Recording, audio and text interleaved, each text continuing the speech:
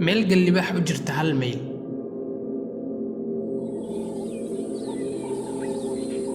dhirtii duqowday.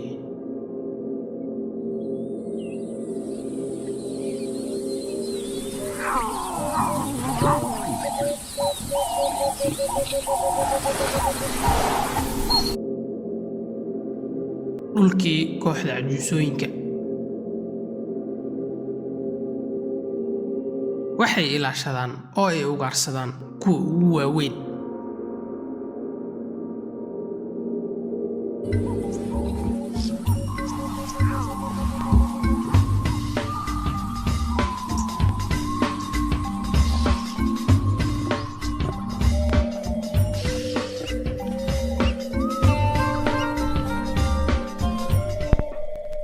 oday geri ah ayaa wuxuu isku dayayaa inuu xabad shukaansado.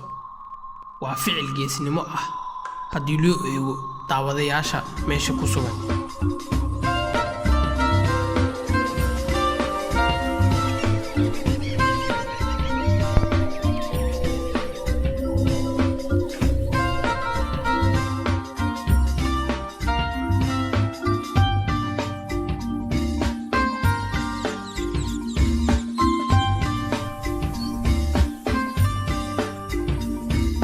odaygu qudhiisu waa xariif. waayo wuxuu samaystay koox geri ah oo waardiyo ka ah korna kala socda dhaqdhaqaaqyada libaaxyada inta uu shukaansiga ku jiro. laakiin siduu filayay wax uma dhicin. mid dhallinyaro ah ayaa isku dayaya inuu shukaansiga ka qaso.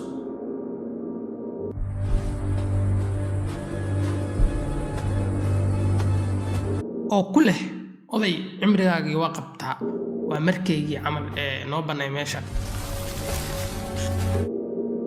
laakiin odaygu waa lafihii hore, isagoo dagaalaminna lagama yaabo inuu iska wareejiyo qoftiisa. 2 geri oo lab ah, mid duq ah iyo mid dhallinyaro ah oo hadda soo baxaya, waxay isku dagaalayaan geri dhadig ah. iyaduna waa ay daawanaysaa. midkii soo badiya ayay carruurtiisa hooyo u noqon doontaa. wiilka dhallinyarada ah ayaa yadda bilaabay. odaygana waa uu ka jawaabay.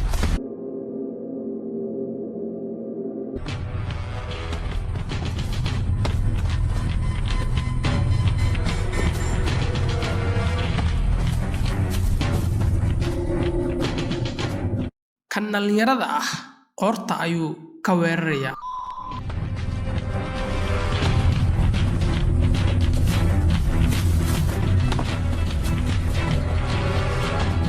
halka odayga qaybta dambe ee sinta ah uu ka weerarayo.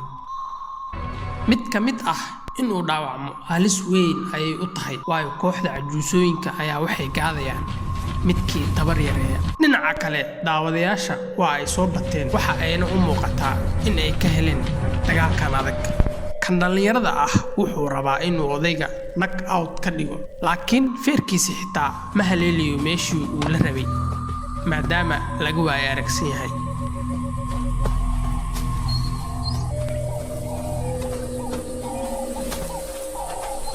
odayga hal dhinac ayuu ku socdaa oo uu nag ka dhigay.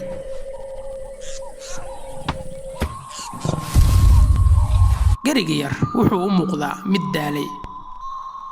kooxda cajuusadane jaaniskii ay gaadayeen ayay heleen,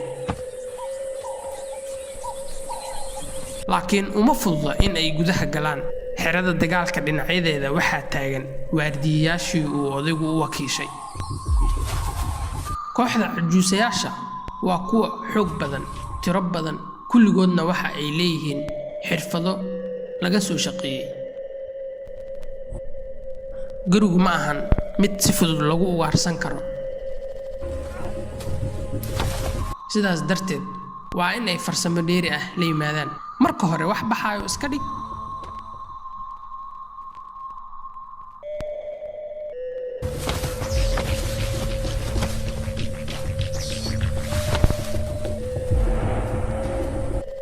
kadib hel booska ugu habboon ee aad ku dhuumi kartid.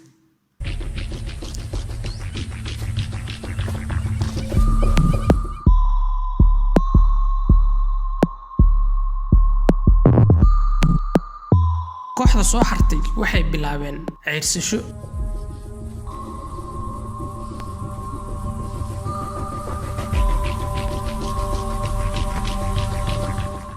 mid walba booskiisii ayuu qaadanayaa. kadib geriga daalan ayaa waxay isku dayayaan inay ka soocaan kuwa kale oo ay u ceyrsadaan xagga gooshii dhuumatay.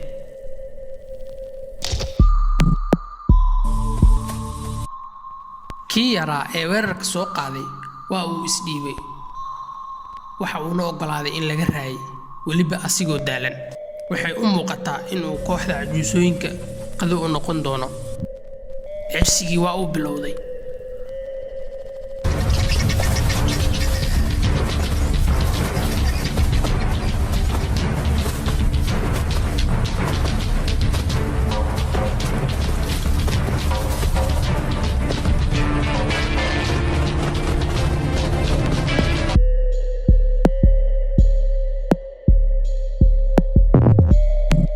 hal libaax waa uu ka orod badan yahay, laakiin kooxdan waa kuwo tiro badan.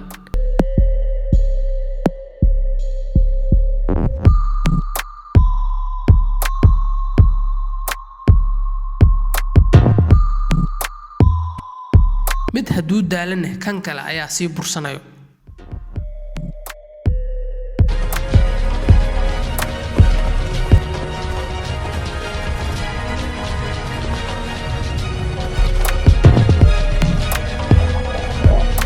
laakiin geriga caqli ayuu sameeyey. geedo qodxa ah oo uu libaaxyadu in ay soo galaan ay adag tahay ayuu dhex galay.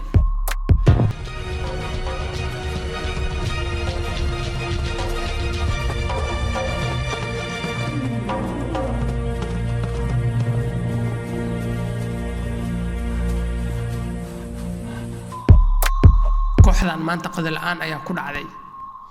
istiraatiijiyadii ay isticmaaleenna wax faa'iido ah ma aysan keenin. ugaar iyo ugaarsato kulankan waxaa 1-0 ku badiyey ugaartii. laakiin ciyaartu halkan kuma eka.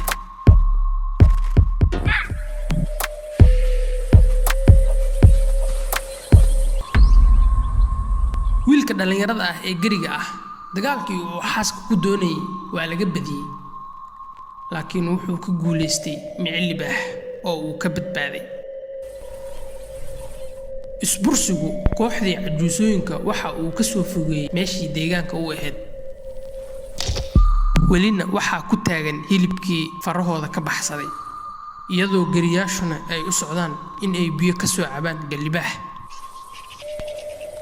kooxdan cajuusooyinka waa ay ogyihiin gallibaax in ay tahay meel halis badan, laakiin baahida ayaa ku riixaysa in ay daba kacaan gerida. waxay u socdaan qadka cagaaran. gallibaax kooxda degan iyaguna waa kuwo ku xeel dheer ugaarsiga gerida, waxayna diyaar u yihiin inay bixiyaan cashar ah sida loo ugaarsado gerida.